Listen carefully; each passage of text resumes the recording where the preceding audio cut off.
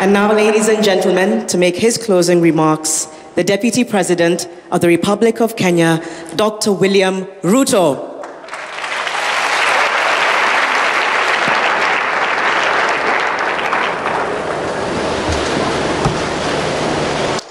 Excellencies, ladies and gentlemen, distinguished delegates, good afternoon. I have been to many conferences, and if attendance is any measure of success, this conference is in its own class.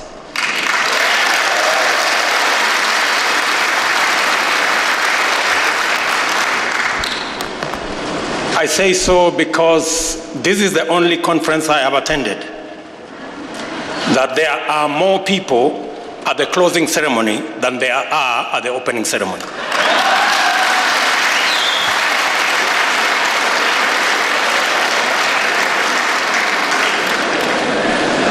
But having said that, I do not know what is left of my closing remarks after listening to the little girl from Kibera, Stacy. I think she could have well has made the closing remarks on behalf of the government of Kenya. But let me try. It has been delightful to be with you in the course of this week, and I'm greatly honored to speak as we close the ICPD 25 Nairobi Summit. On behalf of the government and the citizens of Kenya, I convey our appreciation for the honor of hosting you in this city of Nairobi. We love hosting, and our culture esteems visitors and considers the opportunity to host a tremendous and a precious one. Our joy in having so many of you from such diverse backgrounds and many countries of the world is immeasurable, and we don't take it for granted. Distinguished delegates, over the quarter of a century since Cairo, our world and our societies have changed immensely. They've become more populous, more diverse, and more complex. With these changes, more challenges as well as enormous progress has been made. Determined cooperative efforts by the international community, effective initiatives by national institutions, and inspired efforts of dedicated individuals has kept the determination strong and alive. Acknowledging changes and challenges while keeping the faith has driven us to this point. Here in Nairobi, we have revisited our commitments as captured in the ICPD 25 Action Plan and evaluated them against the changes and challenges that 25 years of growth and increasing local and global complexities bring. It has been quite encouraging to note that the fire still burns and that our determination remains strong. The plan of action was well set out in the 5 thematic areas. We have seen that every country made credible efforts to advance the commitments, and indeed commendable progress has been achieved. We have also witnessed here that there is vast willingness to go even further in ensuring that the human rights and dignity of the individual remain the focal point of agenda for progress. In particular, I'm encouraged by the consensus that has emerged that advancing women's rights and well-being is at the center of unlocking the social power that is needed to drive positive economic and political transformation. Indeed, investing in women and girls is good as an end in itself, but also yields tremendous dividends that accelerate sustainable development in terms of reducing inequality, poverty, and unemployment, and also generating continuous growth. This consensus makes our work on the unfinished business of the Cairo Plan of Action much more realistic. Let us seize the moment and the opportunity, therefore, and make a big push to give a stronger assurance against gender-based violence, maternal deaths, female genital mutilation, early child marriages, as well as unemployment, poor school enrollment, transition and completion, and inadequate skills.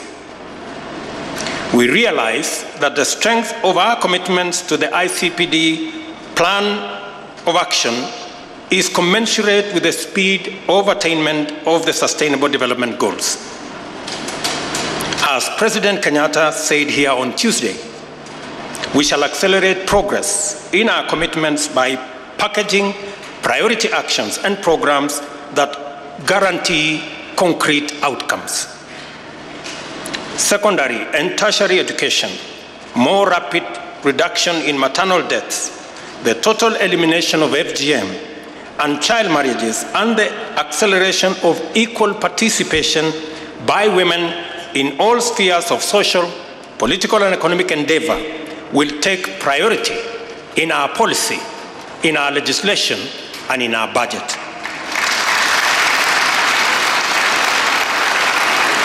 This focus will require stronger partnerships with other governments, development partners, civil society groups, private sector, religious communities, and most critically, women and youth in their individual and collective outfits. Our commitments are intrinsic components of Kenya's constitutional dispensation and national socio-economic transformation blueprint. The implementation of our commitments is coordinated through our National Council for Population and Development, which led the technical committee that prepared this summit and our implementation plan. The committee will also champion the tracking of implementation and report annually to the President. We carry forward a message that we have agreed in unison regarding the 000 commitment: zero unmet need for family planning, zero preventable maternal deaths, and zero gender-based violence and harmful practices against women, girls, and youth.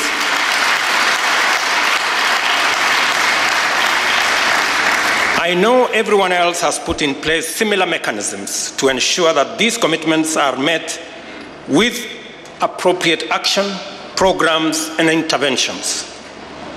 I wish all of us good luck and Godspeed as we embark on the good work going forward. I must thank the government of Denmark and the leadership of the UNFPA, who co-hosted this beautiful and successful event with Kenya. I acknowledge with tremendous gratitude the Secretaries General of the United Nations, the African Union, and the Chairman of the African Union. I also extend sincere gratitude to their Excellencies, heads of state and government who attended the summit, as well as all delegates who took time to be here and for committing great effort to contribute to the outcomes in this conference. We relish, as Kenya, your presence. Since we all agree that you have all worked really hard and done very well, I invite you to reward yourselves with a delightful attraction of our beautiful city in the sun. And indeed, If you find it difficult to leave Kenya, as many will, here is the reason. Kenya, by scientists, has been identified as the cradle of humankind. This is home to all of you, and you are welcome back home, and you are welcome to stay and to enjoy the unforgettable charms of magical Kenya. I thank you all. Kongoi mising, erokamano, oriomuno, newegamuno, asanteni sana, merci beaucoup, God bless you all. Thank you. Asante sana. Thank you so much, His Excellency, the Deputy President of the Republic of Kenya, for those wonderful closing remarks. I would now like to invite our co-conveners to take center stage for a photo opportunity and a moment of appreciation. We thank you for your leadership. We thank you for bringing us all here together for this historic summit.